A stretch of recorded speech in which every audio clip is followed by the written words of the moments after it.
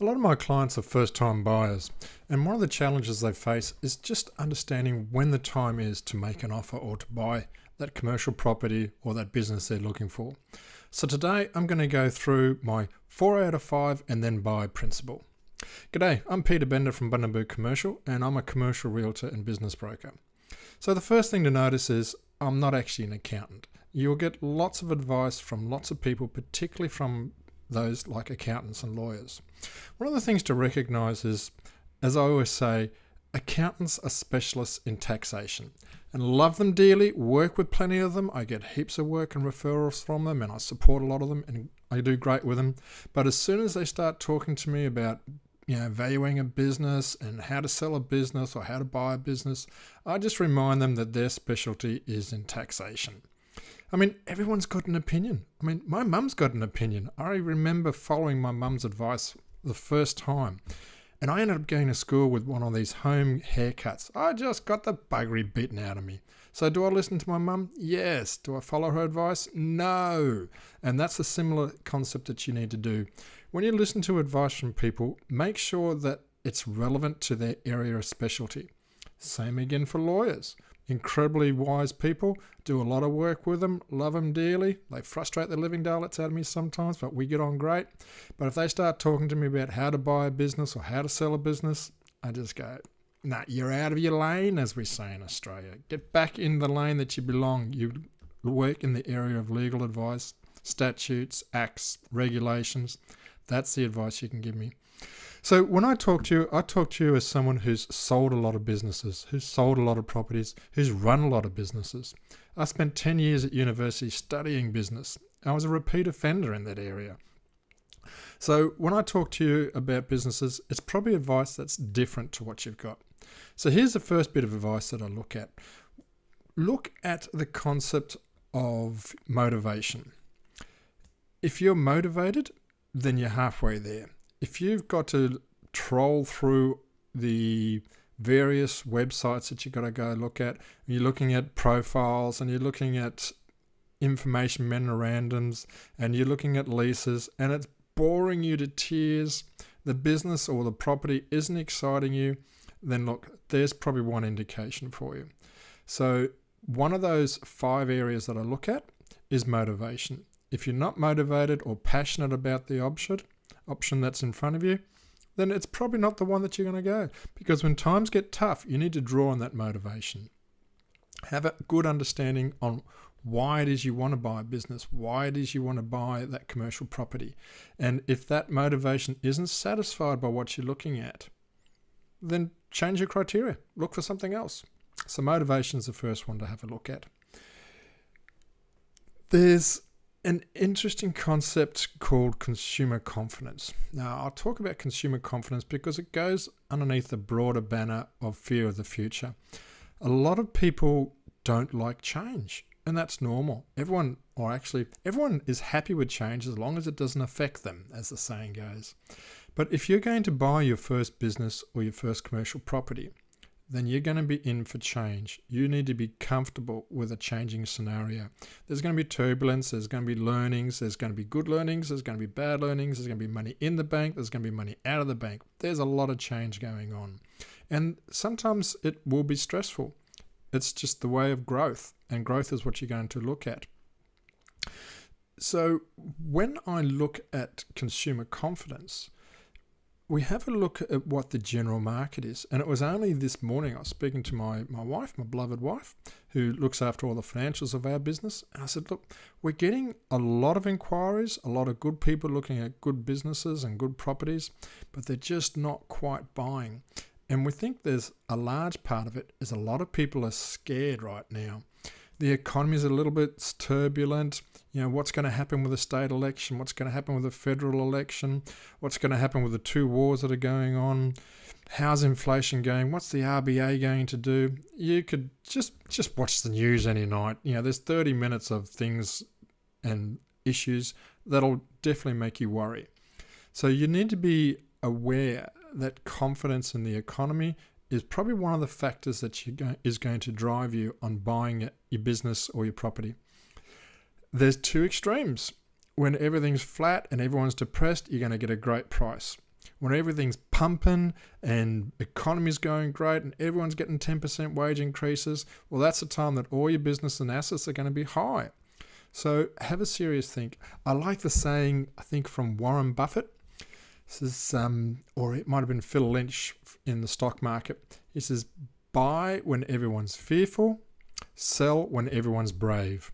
And I think that's a good philosophy to have a look at commercial property. So if you're buying your first business or you're buying your first commercial property and you're a little bit fearful, have a look around. Is everybody else in the same situation? And then you can start to have a look at, okay, is now a good time? That's called contrarian investing, investing against the herd. The herd being everyone goes into cryptocurrency and cryptocurrency goes up and then it crashes and everyone's burned. Yeah, so stay away from that. So consumer confidence, your own fear of the future, that will be the second criteria that to have a look at. When you're comfortable in that space, then give it a tick, proceed. We've got a couple of financial options that I look at.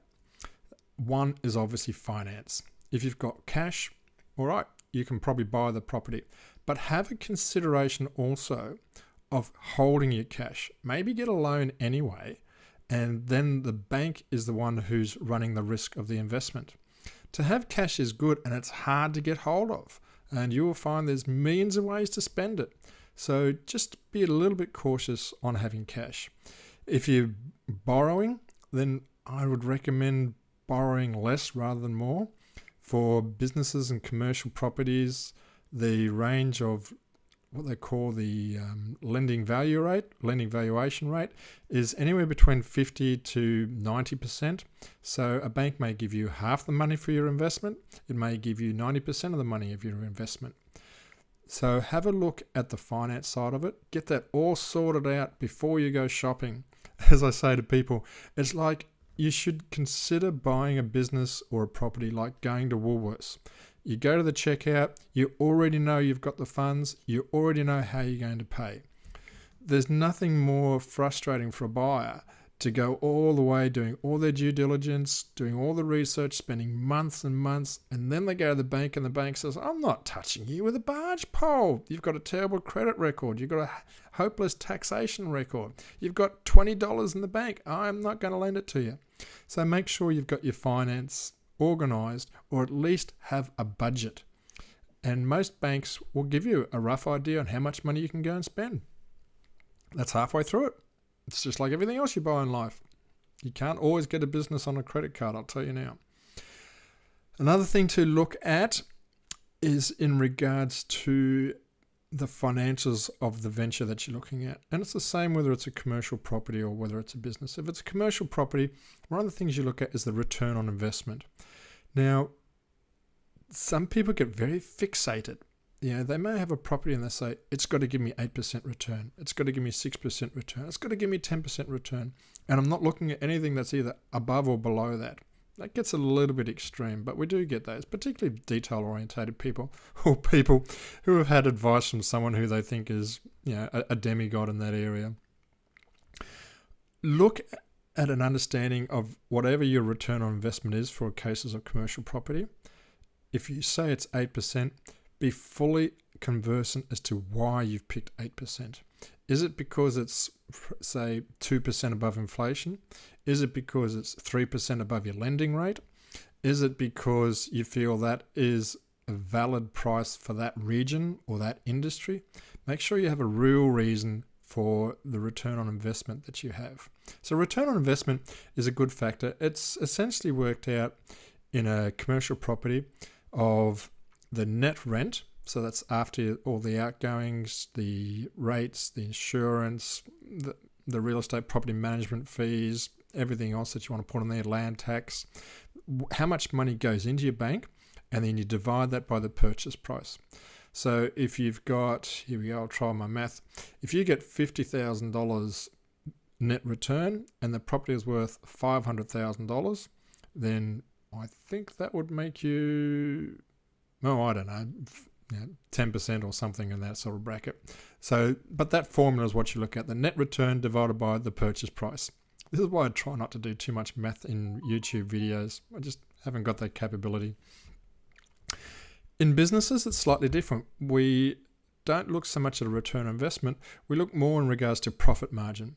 A good business will hold about 20% profit margin, depending on what industry you're in. If you are needing higher than 20% profit margin, then have a look at businesses that may be in the service industry, something like a technical services, surveyors, accountancy, lawyers, because they don't have stock and they don't have a lot of assets. Stock and assets is what reduces the profit margin of businesses. That and staff. If you've got something with a lot of staff, you'll find there's a lot of money going out. So once again, work out what profit margin you look at. It may be 20% because Peter said 20% is a good business. Hey, I don't mind what your purpose is, but understand why you've got it and when to break that exception. It may be a really good business. It may be a new business. So margins could be all over the place. They may have changed ownership. It may be a franchise. There may be other reasons for you. They may have a whole monopoly of a market, but their pricing is perhaps 15%. You need to balance these sort of things, pros and cons. The final area we look at is what is the type of investment or type of property that you look at. I have a lot of people looking for industrial sheds. I'm sorry, the property market in Australia, commercial property is only 10% of the total market. So if you had 100 houses, you could expect there'd be 10 commercial properties. Of those 10 commercial properties, probably only 2 are going to be commercial sheds. Another 3 will be retail, and another 3 could be a mix like motels and hotels and pubs, that sort of type aspects. There's a very small percentage of commercial property available that is in commercial industrial areas. So understand what you're looking for, but be flexible. All right. Now, here we are at the stage of you've got 5 criteria. So we talked about budget. We've talked about your criteria that you're looking for, or the type of investment you're looking for. We talked about motivation, which is the third one. We've looked at profit margins and return on investments. Another tweak on that one is payback period. Some people will look at an investment and say, how long will it be before I get my money back? I think the most notorious I've seen is in the lawn mowing business. People buying lawn mowing franchises or licenses look to get their money back in 3 months. That is brutal. I've seen a more normal basis. Currently, the market looks at about 2 years. So if you're looking at how long before you get your money back, that's probably the two banners to look at. And the final area that we looked at was fear of the future. All right, so that's 5 criteria. So what is Peter's 4 out of 5 and then buy philosophy?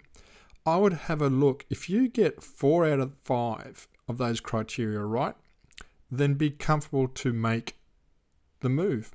Pull the trigger, as I say. I hate euphemisms, but pull the trigger is the term that I get a lot nowadays.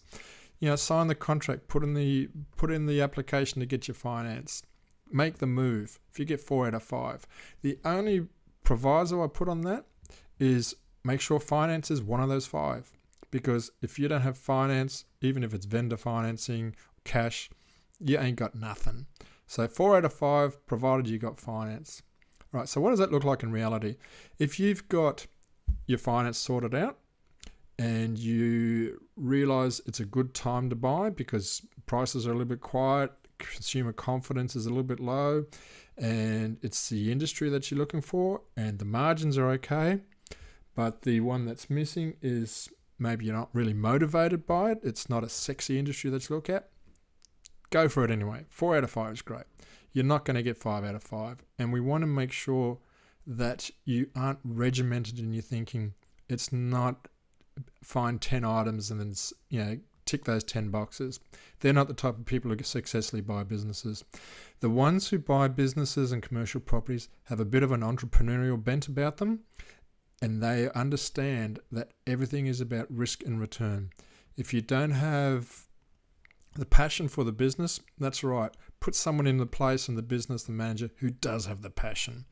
If you don't have the passion for marketing the property, maybe it's a warehouse rather than an industrial shed, fine.